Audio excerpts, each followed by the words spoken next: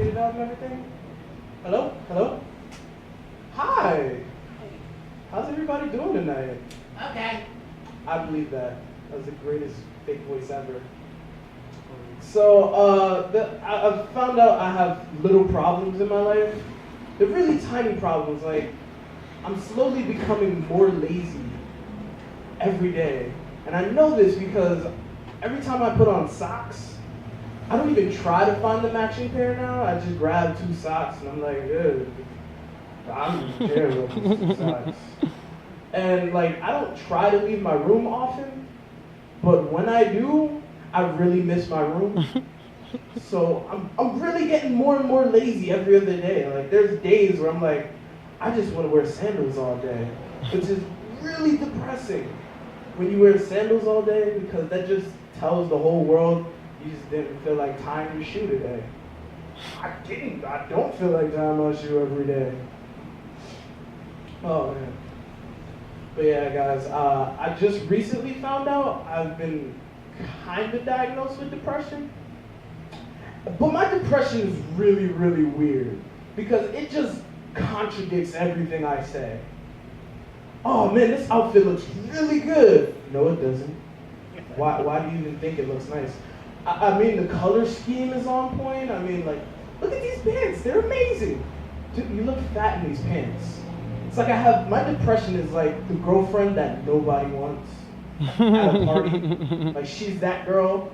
Oh my gosh, did you see that movie? Yeah, I thought it was sucky. I didn't like it. Really? It was amazing. All the critics loved it. It's too loud for me. It's too many explosions. Turn it off. Hello? Hello? I turned it off. They're like, oh, it's too many explosions. Why the motorcycle? Hello? Hello? Why the motorcycle gotta roll down when I show up? But yeah, my depression is really like that one girlfriend that everybody talks crap about behind their backs. Like, have you heard about Sadie? Yeah, Sadie doesn't like anything. Sadie complains at a Domino's pizza because she can. What else happened this week? I got screwed over the other day by my weed man, and it's a great story. Okay, so I get off work, and as soon as I got off work, the first thing I said, which made me kind of feel like an addict, was, I don't want to be sober right now.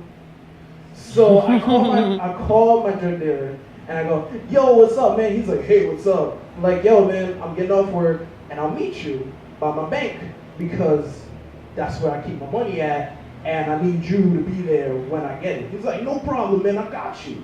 So I get to the bank, I call him, get the money out, and I give him, you know how drug dealers work. So I give him the money, and this is where the story goes, like, from, oh, this is a regular deal, to what happened. So I give him the money, and he goes, yeah, man, and he's digging in his pants, which is really unsanitary to keep your drugs. I mean, why would you keep it there? I've smelled there. And somehow, some way, this is why I question my drug habits. Why would I smoke that when it was there? I mean, I have one of those, and I've smelled one before, and I'm about to take drugs from this guy's pants. Like, this is not good. But he says, hey man, I'm gonna all up in his pants. Yeah man, no problem. And then he says like the most infamous line, wait a second, I'm gonna give you a little bit more because I like you. And I'm like, oh, that's awesome. Which is not good. You can't say that to any drug user. You know what, I like you, I'm gonna give you more, because it excites them, it excites us. We go, yes! We paid for a little, we got a more. We got a lot more than we wanted. So he's digging in his pants, and then he walks away. He goes to the car, and he says, you stay right here. I've heard this in a lot of movies before, and that's when things go bad. Sure enough, it was like 2 milliseconds where I was just like, I'm gonna stand right, no I'm not, no I'm not. I see him get in the car, stay there for a good minute, and then drive off. Which made me feel like an idiot. But then I kind of felt like a parent, because when you have a dealer, it's a real relationship, it's real. You don't love this guy, but you know this guy. This guy asks you questions, so you're like, he's cool, right? So I wasn't angry at him. I was disappointed. So, so I go home, and about 3 hours in, he calls me and he goes, "Hey man, yo Mick, are you okay, man?" I'm like, "Yeah, man, what happened, man?" He's like, "Yo, man, look, there were like 3 patrol cars around, and I panicked and I left, man. I feel really bad, man." And I'm like, "Yo, man, don't worry, man. Don't just calm down." He's like, "Look, man, I'm gonna get you back, man. I'm gonna pay you back. I got you." He's not crying on the phone, because if he knew he was crying on the phone and I said it like that, he'd try to kill me. But I don't need that. So he's on the phone just like, "I'm gonna get you back." So I'm like, okay, cool. Now I'm excited again, which I'm a dummy for being excited again. Why do I trust this guy? He just drove off with my money. Why am I excited? But I'm an idiot, see. I'm pretty sure I was an idiot. See, my mom tells me this story all the time. And this is when I knew I was an idiot, all right? My mom told me when I was born, I wasn't breathing. So that means I came out, I was like, wow, no, nothing. I was silent. Which made me say, was I that dumb as a child that I came out of the womb and said, so I'm pretty sure I was supposed to be a dumb child from birth.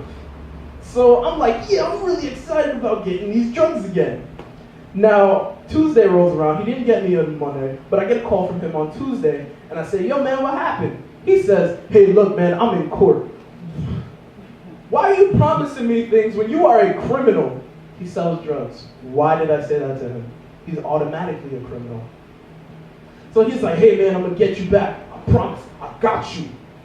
Again, why am I an idiot? I feel like a moron. He has said I got you twice now. And I'm pretty sure I've been screwed over by this man. So finally today, he tells me, he calls me up. I don't know why I still believe this man. It's like I'm in a really bad abusive relationship. Because I believe every time he says, "I got you." It's very bad. It's a bad habit.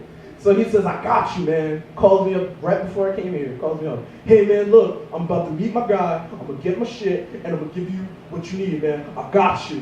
And I'm like, okay, cool. I'm cool with that. So I keep constantly looking at my phone, and he keeps seeing me over there looking at my phone. It's because I'm waiting for this guy to call me. And now I feel like that girl waiting for the guy to call or something like that. I don't know how that works because I haven't done that in a while. But yeah, that's what I'm waiting for. All right, this is my next joke, guys. So everyone in my family is a vampire. And you're wondering, why would they be vampires? Every woman in my life controls my life. Like, I fear every woman in my life. Why? Because my mom has driven it in my head that I am not allowed to hit a woman. Which is a good thing. It's a good thing, right? Right? It's a really good thing. But if they're punching me in the face, and they know I'm not going to hit back, yeah, it's totally bad. It's bad. So I fear every woman in my life. But I said my family is vampires because if you see my mom looks like she just hit 30 straight. My mom is 50 something. She's 54. All right? You'll see my aunt. My aunt is 4 years younger than my mom. Looks like she just hit her 40s. My grandmother looks like she hit 60. She's fucking 80. My grandmother is 80 years old, looks like she's 60, and gets hit on by 60-year-old men. Do you know how weird it is when you're pushing your grandmother's wheelchair and a 60-year-old man goes, "Girl, she's looking mighty fine." It's weird. It's very weird. It's very weird. I remember when my mom and my dad broke up for the first time. Broke up, and my mom's going through that I can do whatever I want phase in her life. You know, when women break up, they do this, I can get any man I want to. Watch. That was my mom. And when I saw it for the first time, it disgusted me. Because she went up to some random ass man. I don't know who this man was, but apparently my mom goes, "How you doing?" And he goes, "Fine, how are you?" Have a whole conversation, walks away. I almost puked in my mouth. Because the guy kept turning back, looking at my mom's butt. I'm like, so weird. Stop it. Hello? Oh, okay. So weird. Because when you see, like, you're used to seeing your mom just together. You're just used to seeing her like this, like, mom. That's it. If you have a dad. When you hit your teenage years, you know they're having sex because you're having sex. So of course, they had to have sex to make you, right? But seeing your mom get hit on, your mom hitting on some random dude, it just creeps me out. I don't like it. I don't ever want to see it ever again in my life. And I'm glad I haven't, because my mom has hit she's hit that 50 mark where she's like, I'm gonna wait for some rich man to find me attractive and marry me. And I'm like, Mom, that's not gonna happen. I'm really sorry about that. I just don't believe that's gonna happen, Mom. I have the same bloodline. We're assholes. You're not gonna get a man unless he's more of an asshole than you. All right, this is the last joke, but I'm gonna try to make it really funny for you guys. So there's this girl that I knew in high school. She's a really cool girl, right? But I knew from the moment I saw her, I was never gonna be with this girl, ever, in my life. And you're all looking at me like, oh man, don't down yourself. No, she had a 4.0 GPA, and I was barely making it in high school, like barely. Like I don't even know how I graduated, type barely. So I finally see her after all this time, and this is what inspired me to become a comedian, because I really wanted to have sex with this woman for 4 years. And nowadays, it seems like if you get famous, you get pussy. And so what I'm gonna do is I'm gonna try to make people laugh as hard as I can and try to make this girl want to fuck me instead of me trying to fuck her. You see, you get what I'm saying, right? But then I realized something. It's even easier. This is even easier. Check this out. Have you ever walked down the street and see a whole bunch of gangsters? And then you see like 3 pretty women around them? I figured it out. See, what you need to do is get a whole bunch of pretty people as your friend. And it makes these other women think that you have money or you are something. And then they'll want to fuck you. See, it works perfectly, right? Makes sense, right? My logic makes sense? No? No? Well, I'm Malcolm Carter. Good night, guys.